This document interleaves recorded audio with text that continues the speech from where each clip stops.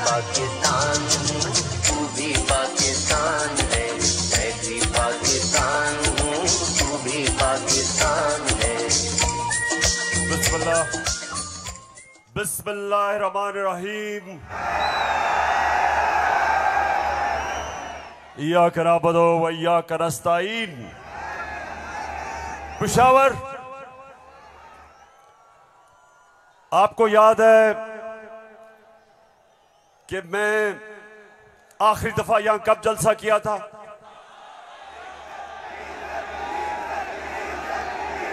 जब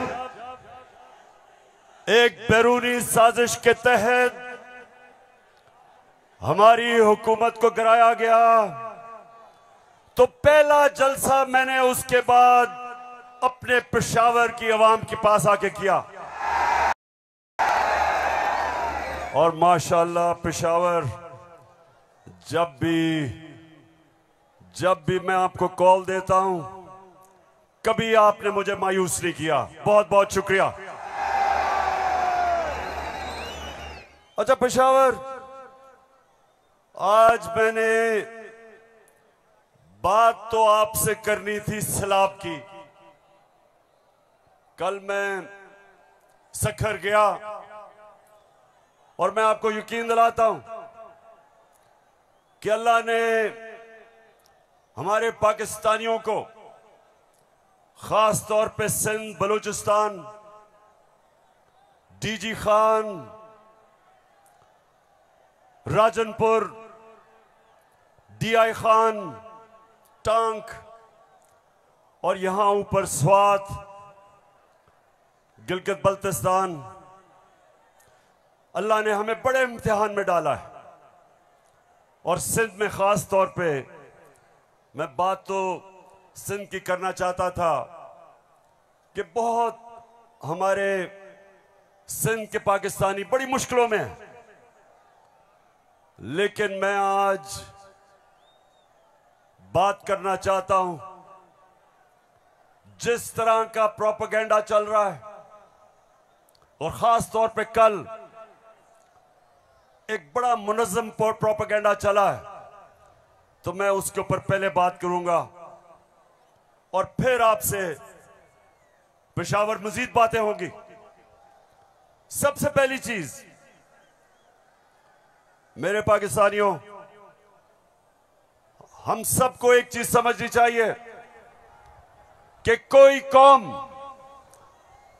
पेशावर मेरी कोशिश ये है कि मेरा ये सारे जो नौजवान यहां खड़े हैं, मैं आपकी तरबियत भी करूं, आप में सियासी शऊर पैदा करूं, आपको समझाऊं कि हकीकी आजादी क्या है, आपको समझाऊं कि ला इलाहा इल्लल्लाह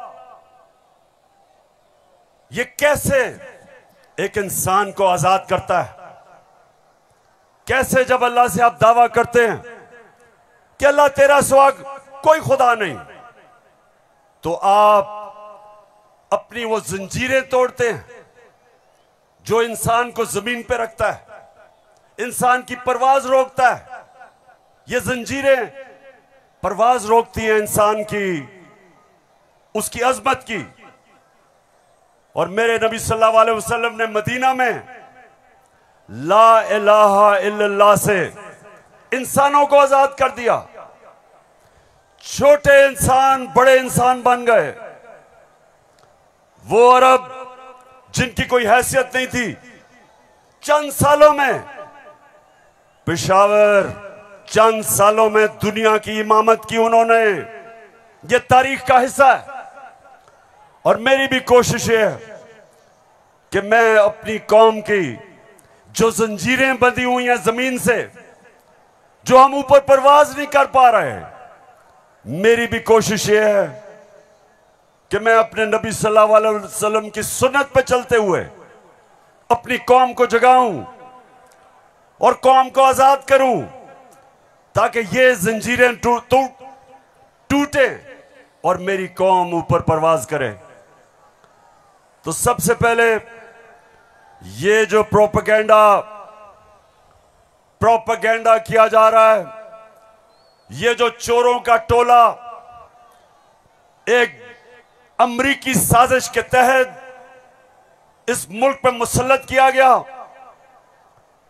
ये जो साजिशी टोला, ये जो इस मुल्क का 30 साल से खून चूस रहा था, आज हमारे ऊपर बिठाया गया हमारी बेहतरी के लिए नहीं, इस कौम को नीचा बनाने के लिए, कमजोर करने के लिए। और इसलिए मैं आपके पास आया हूं, दूसरी दफा आया हूं कि पेशावर मैंने इंशाअल्लाह आपको अपनी हकीकी आजादी की तहरीक में शामिल करके पाकिस्तान को एक अज़ीम कौम बनाना है।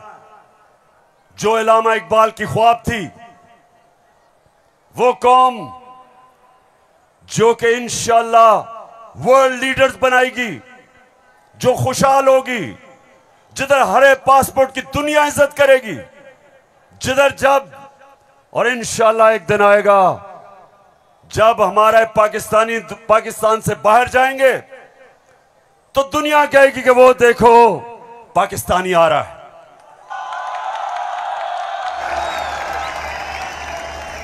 मेरे पाकिस्तानियों, एक ऐसा वक्त था कि अरब ताजर, मुसलमान ताजर जब मलेशिया और इंडोनेशिया गए तो कोई मुसलमान फौज नहीं गई थी इंडोनेशिया और मलेशिया।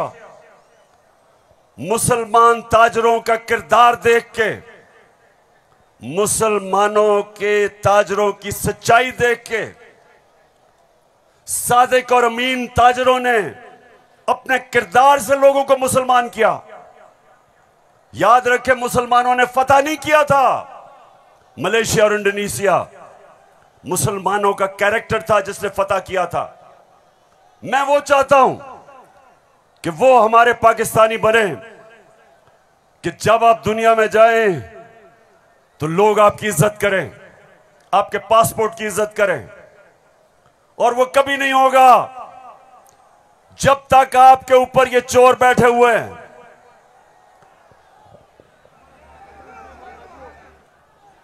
शहबाज शरीफ, मैं चाहता हूं पेशावर जरा गौर से, क्योंकि आज मैंने बड़ी वीडियोस दिखानी है आपको।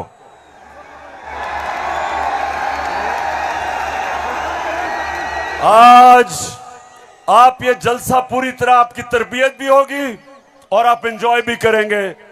तो मैं जो आपको कह रहा था, फिर से मैं जो आपको कह रहा था कि मैं चाहता हूं कि मेरी कौम एक खुददार, गैरतमंद कौम हो, क्योंकि ला इलाहा इल्लल्लाह इंसान को गैरत देता है। जो ला इलाहा इल्लल्लाह दिल में जिसके चले जाता है, वो किसी झूठे खुदा के सामने नहीं झुकता।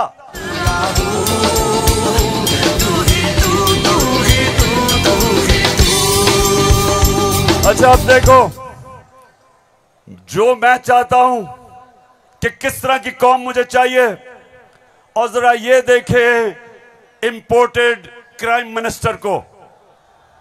मैं सऊदी अरब से होके आया हूं, मैं यूएई के होके, अभी मैं तुर्की होके आया हूं, और मैंने उन भाइयों को कहा कि आप हमारे बड़े अजीम भाई हैं, हमेशा आपने हमारी मदद की।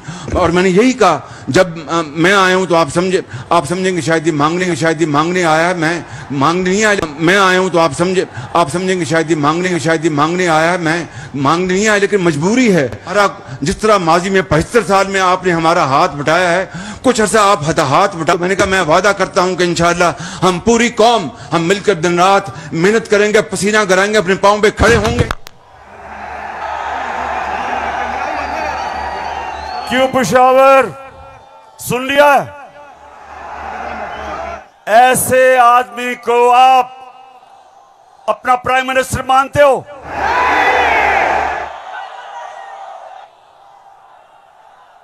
अगर ये वाकई अगर गैरतमंद प्राइम मिनिस्टर होता तो पहले जो इन्होंने अरबों रुपया चोरी करके मुल्क से बाहर रखा, पहले वो वापस लेके आते, फिर लोगों से पैसे मांगते।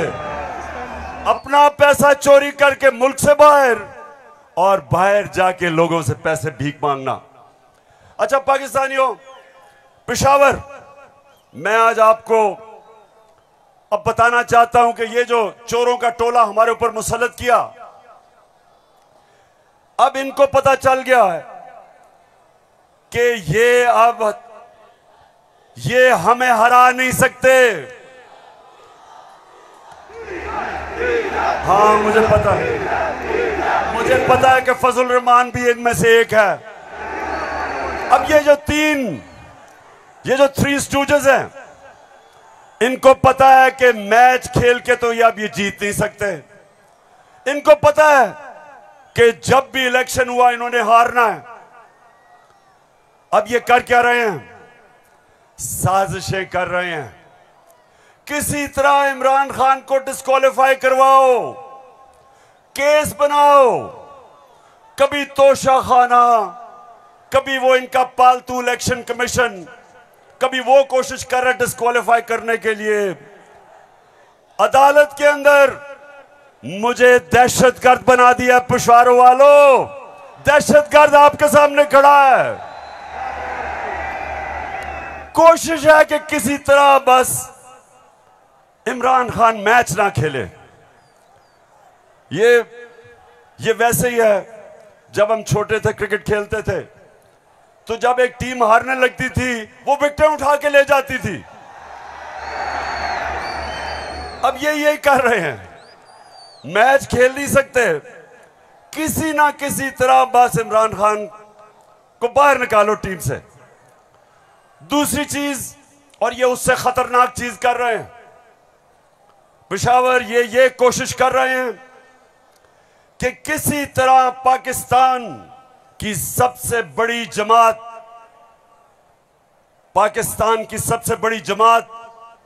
इसको किसी तरह पाकिस्तान की फौज से लड़ाया जाए। ये इनकी दूसरी कोशिश है। पहले डिस्क्वालीफाई करो और साथ साथ कोशिश करो कि पाकिस्तान की फौज के खिलाफ प्रोपेगेंडा करके लड़वाएं, और फिर पाकिस्तान की अदलिया के खिलाफ कि पाकिस्तान के अदारे किसी तरह तरीके इंसाफ के खिलाफ हो और ये किसी तरह मैच जीत जाएं। बस मैं आज आपको वीडियोस दिखाने लगा हूं, और मैं उससे पहले आपको बताऊं कि कोशिश इनकी क्या है। जो कुछ मैं कहता हूं, इनका प्रोपेगेंडा सेल बैठा हुआ है, वो हर चीज को मोड़ के कोशिश करता है कि या किसी तरह अदालत मेरे खिलाफ हो या किसी तरह फौज मेरे खिलाफ हो। अब मैंने क्या कहा था? मैंने अभी चंद रोज पहले क्या कहा, परसों मैंने क्या कहा? मैंने ये कहा कि फौज का जो आर्मी चीफ होता है उसको मेरिट पे सिलेक्शन होनी चाहिए।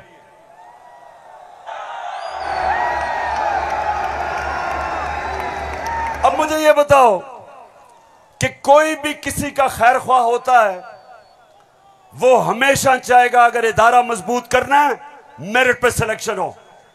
यह दुनिया का असूल है। आपने अगर फैक्ट्री सही चलानी है, ऊपर मेरिट पे आदमी बिठाओ। आपने अगर मुल्क को ऊपर लेके जाना है, क्रिकेट टीम अच्छी बनानी है, तो मेरिट के ऊपर सिलेक्शन हो। इसमें क्या गलत बात की थी?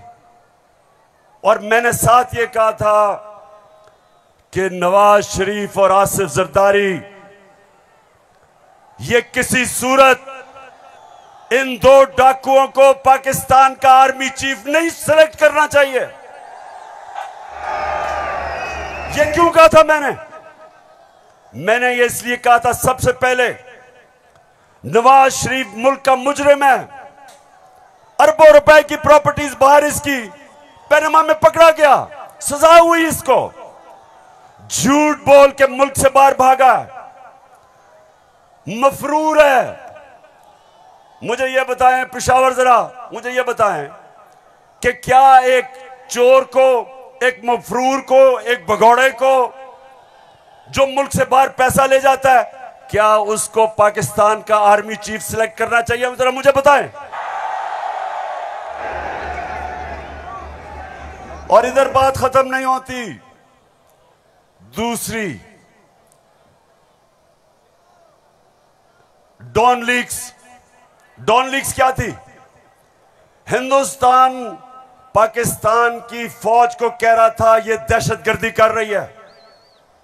हिंदुस्तान उस वक्त के पाकिस्तान के सिपा सलार रहील शरीफ को कह रहा था ये दहशतगर्दों का सरदार है। और डॉन लीग्स में क्या चीज सामने आती है? बजाय नवाज शरीफ और नून लीग अपनी फौज के साथ खड़े हो, वो हिंदुस्तान को पैगाम पहुंचाते हैं कि जी हम कुछ नहीं कर रहे, फौज सब कुछ कर रही है। अपने से फौज को अलग कर लिया। काठमांडू में सार्क मीटिंग में बरकत दत्त किताब में लिखती है कि नवाज शरीफ छुप छुप के नरेंद्र मोदी को मिल रहा था अपनी फौज से डर के। और दूसरी तरफ आसिफ जरदारी वो अमेरिकनों को कहता है, अपने अमेरिका में पाकिस्तान का एम्बेसडर हुसैन हक्कानी वो जाके अमेरिकनों को एडमिरल मलन को कहता है कि जनाब गवर्नमेंट को और जरदारी की गवर्नमेंट को पाकिस्तान की फौज से बचा लो। ये वो लोग हैं, बताओ मुझे, ये आर्मी चीफ सेलेक्ट कर सकते हैं? क्या हम इतने अहम ओहदे इन दोनों चोरों के हाथ में देंगे? नहीं देंगे। लेकिन तीसरी चीज पेशावर सुनो, इन्होंने सबको, मैंने बार बार आपको वो मुरासला दिखाया जो अमरीकी अंडर सेक्रेटरी ने धमकी दी पाकिस्तान को, पाकिस्तान के एम्बेसडर असद मजीद को, कि अगर तुमने इमरान खान को ना हटाया तो पाकिस्तान को मुश्किलों का सामना करना पड़ेगा। और नो कॉन्फिडेंस मोशन में अभी टेबल नहीं हुई थी तब वो धमकी देता है। और सबको पता है उसके बाद क्या हुआ। नो कॉन्फिडेंस आता है, चोरी के पैसे से मेंबर पार्लियामेंट खरीदे जाते हैं, करप्शन के पैसे से लोटे बनाए जाते हैं। और आपका भी एक बहुत बड़ा लोटा था। कौन लोटा था आपका? एक ही पख्तूनख्वा से लोटा आया और बहुत बड़ा लोटा था वो। लोटों पे पैसा चलता है, लोटों पे नोट चलते हैं, और उसके बाद हमारी हुकूमत गिराई जाती है और इनको इंपोर्टेड हुकूमत ऊपर लगाई जाती है। और मेरा तीसरा सवाल है कि क्या वो लोग जो बाहर से मुसल्लत किए गए हैं, जिनके पैसे और दौलत बाहर पड़ी है, क्या उनको पाकिस्तान के आर्मी चीफ को अपॉइंट करना चाहिए? बताओ। तो मैंने ये कहा और कहते कि जनाब इमरान खान तो फौज के खिलाफ है। अभी चलो, अब मैं चाहता हूं ये नून लीग के दो, एक वजीर और एमएनए, जरा आप इनकी वीडियो देखें और उसके बाद बात करता हूं। सियासी मामला थे और जिस तरफ इस साल के आखिर में एक बड़ी तब्दीली आनी थी, उसमें तो ये नजर आ रहा था कि इमरान खान का जो गठजोड़ है ये तो अगले 15 साल रहेगा अगर इस तरह हालात रहे। और जिस तरह के उनके प्रोग्राम थे, हम सब ने डिस्क्वालीफाई होना था इस साल के आखिर में, तमाम जो अपोजिशन की लीडरशिप है। अच्छा, उनका तो ख्याल था कि मैं सफाया कर दूंगा, मैं किसी को नहीं छोड़ूंगा।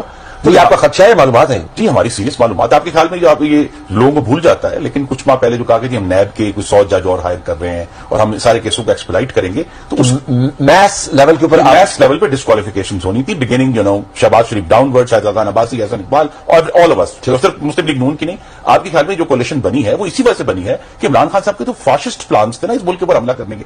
तो लिहाजा ये आज मुश्किल जरूर है, लेकिन ये हमें याद रखना है जब हम मुइशत की डिस्कस करते हैं कि यहां जमहूरियत का, हाकमियत का और वफाकियत का मामला भी मौजूद है जिसको हमें साथ लेकर चलना है। तो इसलिए एक लार्जर कॉन्टेक्स्ट में सियासी मामला कि जो हमें लोग कहते थे, डराते थे, दबाव में लाते थे इस बात पे कि अगर फौरी तौर पर अदम एतमाद करके आप हुकूमत में ना आए तो फलां आ जाएगा, फलां बैठ जाएगा किसी चेयर पे। कोई किसी किस्म का हमें उस वक्त भी न नोटिस था, ना हमने लिया था, मगर इत्तेहादी जमातों के हम फैसलों पर के पाबंद थे। मैं आज भी ये बात कहने लगा हूं कि अगर कि जो हमें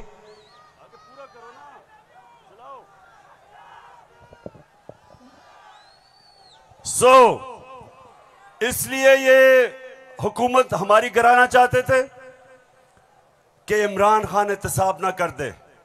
डर ये था कि अगर इमरान खान रह गया तो ये जेल में चले जाएंगे, क्योंकि इन्होंने जो चोरी किया वो पकड़ी जाएगी।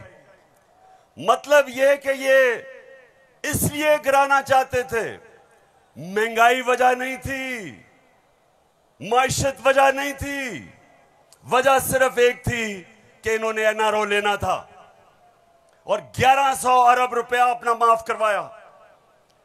अब मैं ये चाहता हूं कि ये जो नून लीग प्रोपेगेंडा कर रही है कि इमरान खान फौज के खिलाफ है, जरा सुने कि इनके लीडर्स ने फौज के खिलाफ क्या बातें की। और मैं चाहता हूं मीडिया इसको दिखाए ताकि पता चले कि ये जो लोग आज इक्तदार में बैठे हैं और ये हर रोज प्रोपेगेंडा कि किसी तरह तहरीक इंसाफ और फौज की लड़ाई हो जाए, जरा ये सुने कि इन्होंने फौज के मुताल्लिक क्या बातें की थी। जनरल कमर जावेद बाजवा साहब, आपने हमारी अच्छी भली चलती हुकूमत को रुखसत करवाया, जजों से जोर जबरदस्ती से फैसले आपने लिखवाए। फौज के जवानों और अफसरों के नाम जब आप किसी फर्द वाहिद या मफाद प्रस्त टोले के लिए आइन तोड़ने के मुर्तकिब होते हैं, वहाँ आप खुद अपनी कौम को, अपने मुल्क और अपने लोगों को आइन शिकनों के रहमो करम पर छोड़ रहे होते हैं। हाँ, नवाज शरीफ ने ये जरूर किया कि उसने किरदारों और इदारों के दरमियान एक वाज़े लकीर खींच दी है। एक या दो अफराद इदारा नहीं हुआ करते, एक या दो अफराद इदारों की बदनामी का बायस बना करते हैं।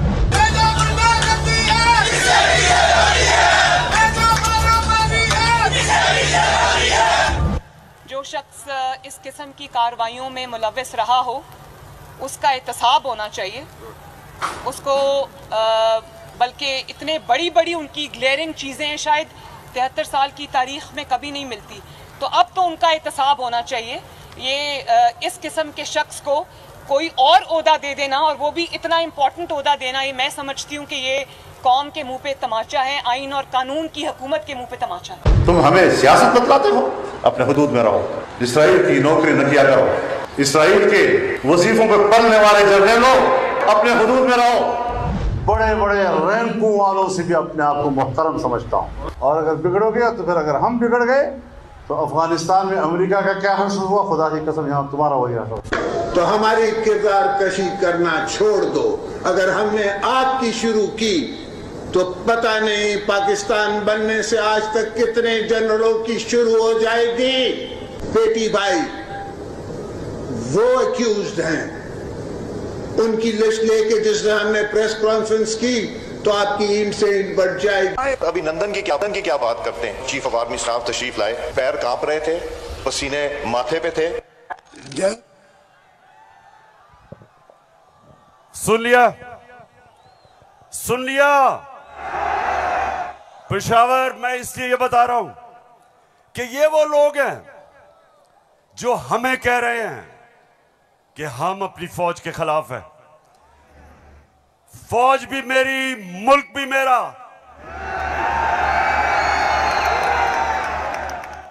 जितने इदारे मजबूत होंगे मुल्क मजबूत होगा, अदलिया मजबूत होगी मुल्क मजबूत होगा, फौज मजबूत होगी, हम आजाद हो सकेंगे।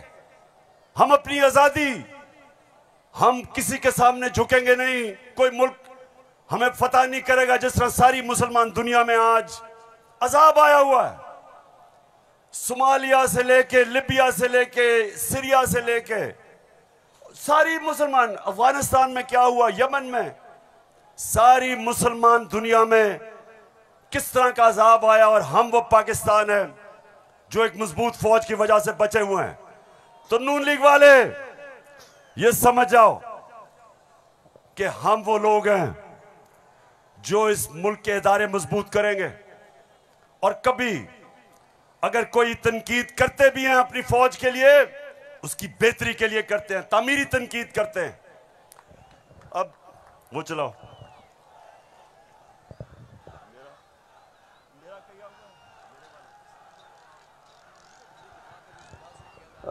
ये बड़ा इंपॉर्टेंट है, मैं अपनी सारी कौम के सामने कहना चाहता हूं। देखिए, एक तो जो फौज का इदारा है, कभी इसके खिलाफ बात ना करें, क्योंकि फौज एक ऐसी चीज है जो अगर हमारी फौज ना होती तो ये मुल्क में नहीं रहना था।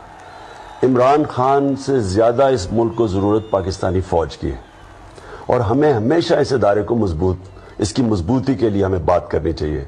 और हमारे जो दुश्मन है वो मुसलसल इसको अटैक करते हैं, बल्कि ये दोनों जो prime minister, ex prime minister और प्रेसिडेंट, वो जरदारी और नवाज शरीफ, इन दोनों ने अपनी फौज को अंडरमाइन करने की कोशिश की है।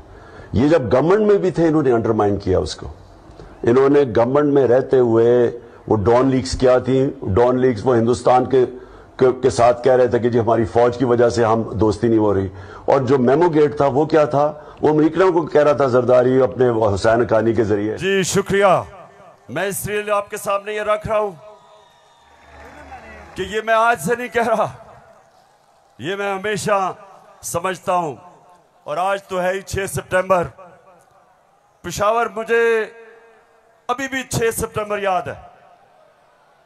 मैं उस वक्त स्कूल में था और मुझे याद है जब के लाहौर के पास हिंदुस्तान की फौज आई और जो वहां जिस तरह की हमारे घरों में बमबारी की आवाज आ रही थी, तो मुझे तो बड़ी अच्छी तरह 6 सितंबर याद है।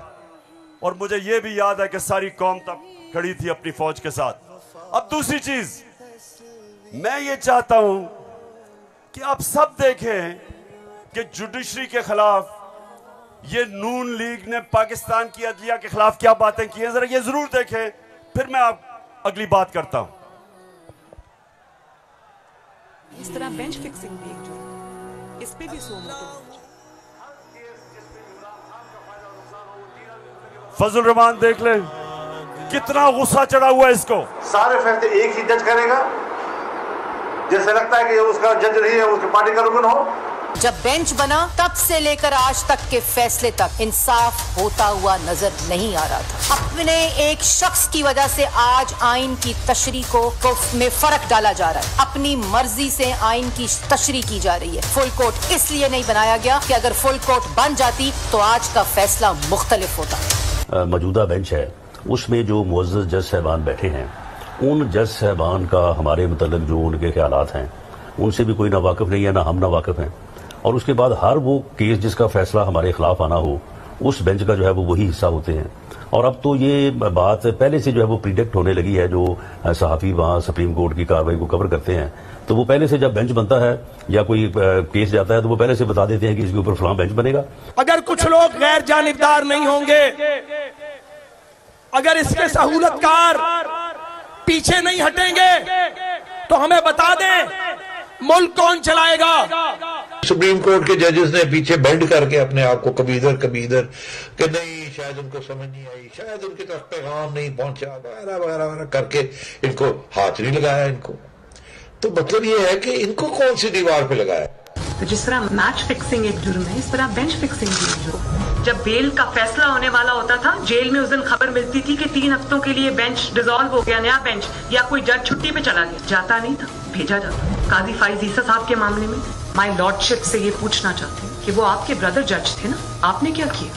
तो फिर हमारी बात नोट कर लो, हम हर उस अदालत का और उस जज का घेराव करेंगे जो तुम्हारे इस गंदे और घटिया एजेंडे को परवान चढ़ाने के लिए अपोजिशन के खिलाफ जो है इक़दाम करेगा। चीफ सेक्रेटरी साहब, आपको इस बात का जवाब देना पड़ेगा। आपने इधर ही रहना है, आपके बच्चों ने भी इधर ही रहना है। कमिश्नर लाहौर साहब, आपने भी इधर रहना है, आपने सर्विस भी करनी है। इसलिए आपको ये चाहिए था कि आप इस गैर कानूनी अमल के आगे दीवार बनते और इसे बजा लाने से इनकार करते। आला अदलिया के जजेस पार्टी बनकर अगर चीफ जस्टिस वो जबान इस्तेमाल करेंगे जो इमरान खान कंटेनर पे चढ़ के करता था, तो उस जबान का वही जवाब मिलेगा जो नवाज शरीफ के सियासी मुखालिफिन को किसी की तौहीन करने वाले, आप कौन होते हो किसी की तज़हीक करने वाले? ऐसे नाइंसाफी पर मबनी फैसले करोगे, बुग़्ज़ पर मबनी फैसले करोगे, इंतकाम वाले फैसले करोगे तो कौन इज्जत करेगा आपकी? फिर तौहीन अदालत लगा देते हो। 5 मेंबर बेंच ने सियासी पार्टी बना दिया पूरी अदलिया को और उसको मुस्लिम लीग नून के सामने लाके खड़ा कर दिया। क्या बताओ, मुल्क की सबसे बड़ी अदालत की इससे भी बड़ी तौहीन हो सकती है कोई? हम आपकी इज्जत करना चाहते हैं, आप भी तो अपनी इज्जत करवाओ। तो जस्टिस अजमत सईद साहब जो है उनको कौन नहीं जानता। पर्सनली जाती तौर पे असरअंदाज होकर उन्होंने JIT बनवाई। बदनाम जमाना JIT को आज तक व्हाट्सएप। मैं सिर्फ आपको ये थोड़ा सा सैंपल दिखा रहा हूं कि किस तरह का ये अपने पाकिस्तान की अदलिया के खिलाफ क्या जबान इस्तेमाल की गई है।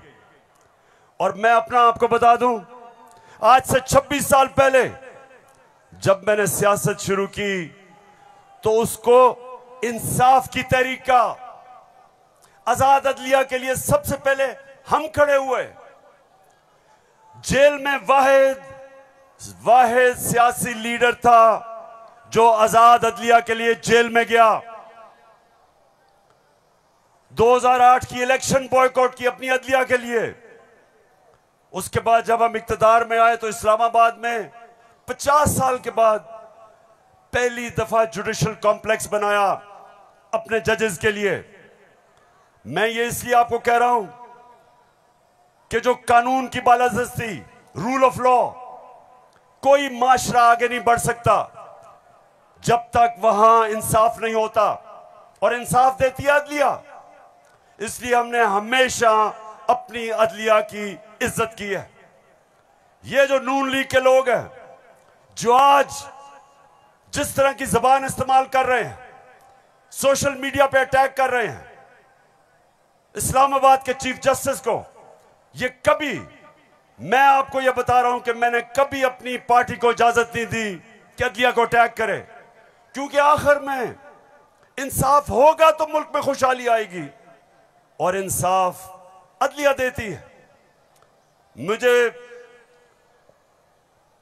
बड़ा जनाब इन्होंने कहा कि देखें इमरान खान ने कोई बड़ी गलत जबान इस्तेमाल कर दी।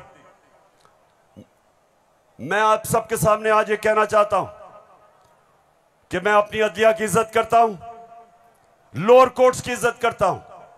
वो लोअर कोर्ट्स जो आम इंसानों की खिदमत करते हैं और मुश्किल हालात में, अगर एक मैजिस्ट्रेट जेबा के खिलाफ ऐसे लगा कि मैंने कोई सख्त जबान इस्तेमाल की, उसकी वजह थी मैं शहबाज गिल को देख रहा था, उसके ऊपर तशद्दुद हुआ,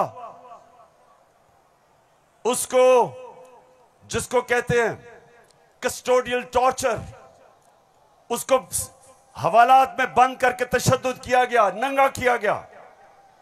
और उसकी जब हमने देखा उसके हालात और उसके ऊपर प्रेशर डाला गया कि मेरे खिलाफ स्टेटमेंट दे, मेरे ही उसके ऊपर अगर ज्यादा ऐसे लगा सख्त स्टेटमेंट है, ये मेरा मकसद नहीं था।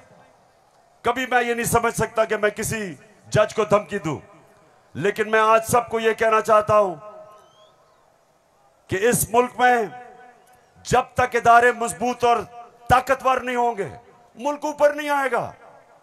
आज अगर मगरिब के अंदर खुशहाली है तो वहां इंसाफ है। जितना ज्यादा इंसाफ और कानून की बालादस्ती, उतना खुशहाल माशरा। तो मेरी तो पहले दिन से यह स्ट्रगल है। तो पेशावर सबको मैं आज पैगाम देना चाहता हूं कि ये जो कोशिश की जा रही है तहरीक इंसाफ को इदारों से लड़ाने की, ये कौम सब समझ गई है। कौम में सियासी शऊर आ गया है। लोग एक एक चीज, कभी भी पाकिस्तान के अंदर अवाम और बच्चे और नौजवान और मेरी ख्वातीन बहनें, कभी इस तरह का शऊर और बेदारी नहीं थी जो अल्लाह के फजल से आज पाकिस्तान में है। तो ये जो चोरों का टोला, ये जो बार बार कोशिश कर रहा है कि तहरीक इंसाफ को दीवार से लगाया जाए, सब सुन लो कि जितना तुम मुझे दीवार से लगाओगे उतना मैं और तुम्हारे से मुकाबला करूंगा, लड़ूंगा तुम्हारे से।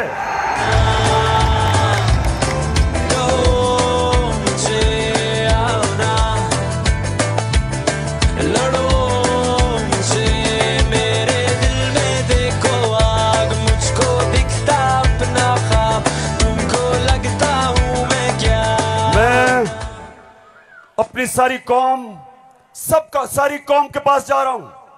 7 महीने से मैं पब्लिक में हूं, हर शहर में जा रहा हूं, अपनी कौम को तैयार कर रहा हूं कि मेरे पाकिस्तानियों, जब मैं तुम्हें कॉल दूंगा तुमने निकलना है मेरे साथ। कहती है ये राहे अमल, आओ हम सब साथ चले, मुश्किल हो या आसानी हाथ में डाले हाथ चले, धड़कन है पंजाब मगर दिल अपना मैदान है।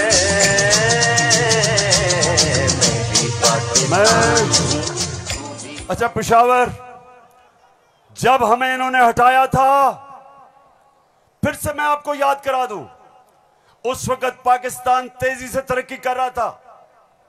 जो इस हुकूमत ने जो किताब माइशत के ऊपर शाया की, जिसको कहते हैं इकोनॉमिक सर्वे ऑफ पाकिस्तान, उसके अंदर पाकिस्तान 17 साल के बाद सबसे तेजी से हमारी माइशत ऊपर जा रही थी। 5.6 और चौथे साल 6%।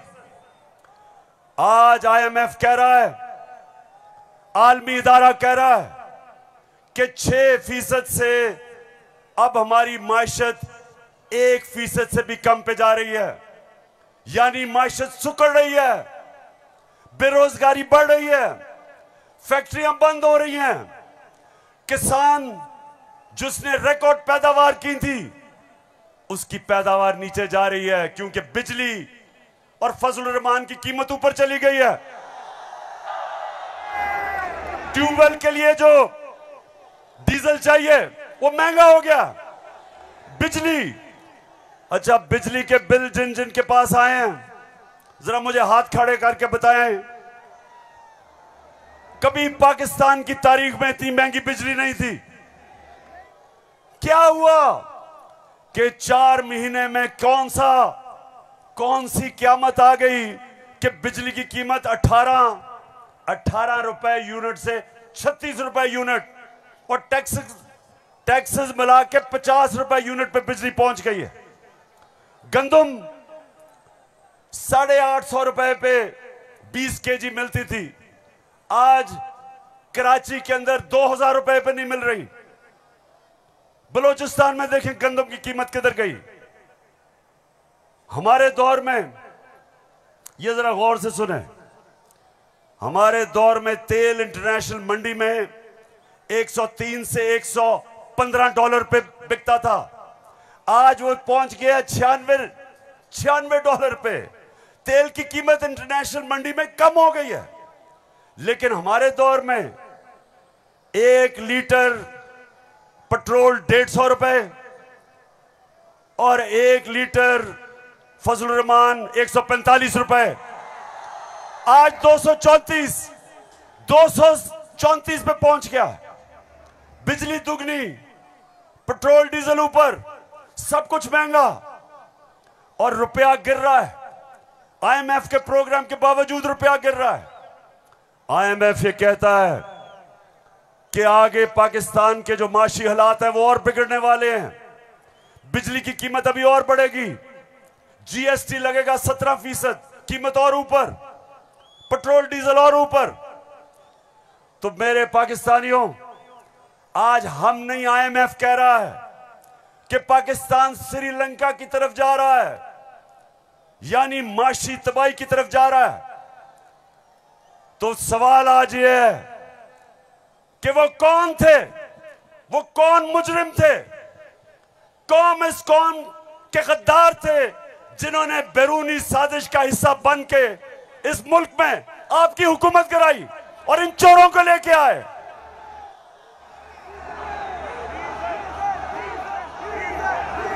मैं अब जरा जो आपको आजकल जो नवाज शरीफ की बेटी आजकल बनी हुई है, मालिका बनी हुई है पाकिस्तान की, प्रोटोकॉल उसको प्राइम मिनिस्टर का मिल रहा है।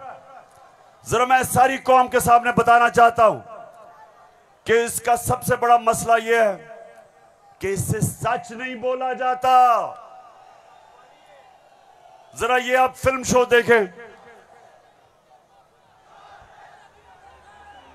ना आपकी इनकम इतनी है कि आप कोई प्रॉपर्टी आप ले सकते हैं कि आपने मे फेयर के अंदर जो आपकी 4 अपार्टमेंट्स हैं उनकी 1 अरब से ज्यादा, 1 अरब रुपए से ज्यादा उनकी कीमत है। अब 4.5 अरब तक पहुंच गई है उनकी कीमत। आपने अपनी जो टैक्स में टोटल आमदनी बताई है 94 में 1.5 लाख रुपए है। मुझे ये बताएं कि आपने अरबों रुपए की मे फेयर में प्रॉपर्टी खरीदी कैसे? सुन लिया? ये आज से 10 साल पहले मैंने पूछा कि बताएं आपने आमदनी तो अपनी दिखाई नहीं, तो ये अरबों रुपए की बर्तानिया के सबसे महंगे शहर लंदन के सबसे महंगे इलाके में आपने अरबों रुपए की प्रॉपर्टी कैसे ली? तो जरा आप ये सुने, जवाब आता है। बात ये है कि जिन अरबों रुपए की मे फेयर की प्रॉपर्टीज की ये बात कर रहे हैं, ये तो पहले पता नहीं है। बताएं कौन सी प्रॉपर्टीज है, लाएं, दिखाएं, उसका कोई प्रूफ लाएं। सुन लिया? कहते किधर है ये प्रॉपर्टी, किसकी बात कर रहे हैं?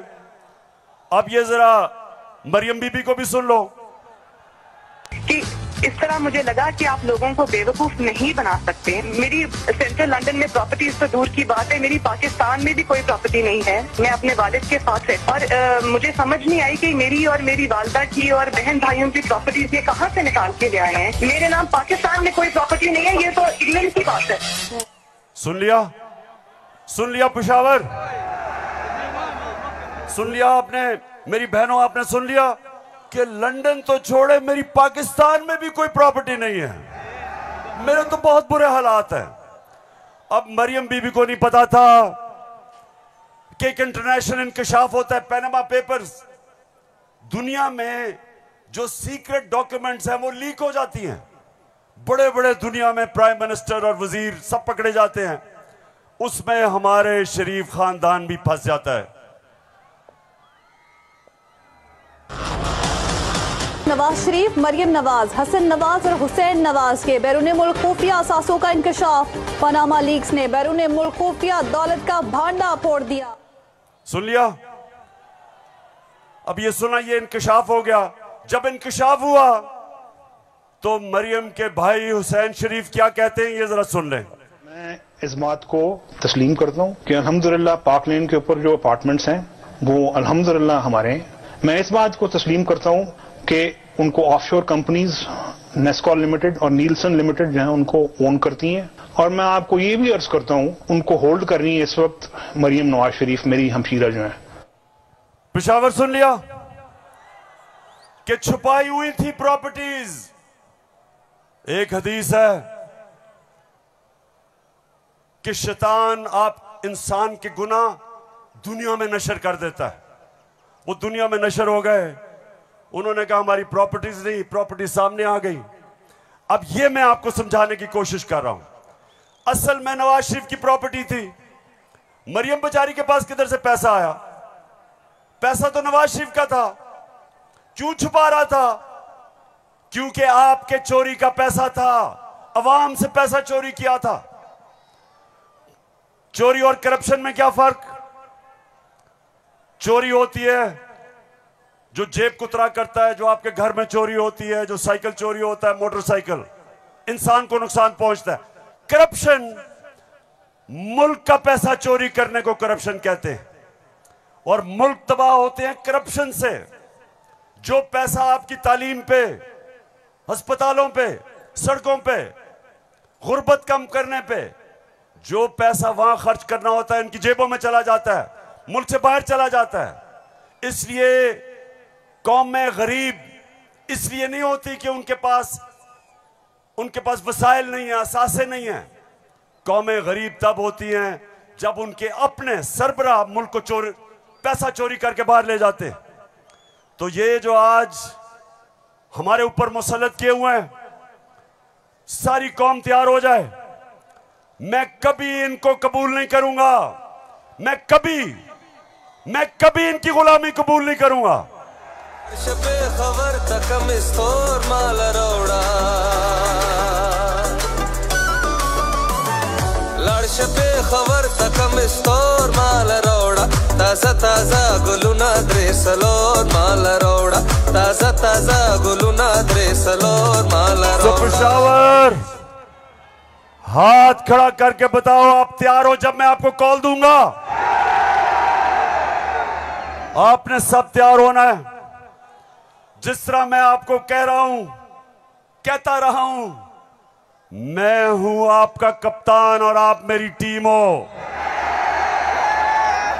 और ये वर्ल्ड कप हमने पाकिस्तान की हकीकी आजादी के लिए जीतना है। एक अजीम मुल्क बनाना है पाकिस्तान को।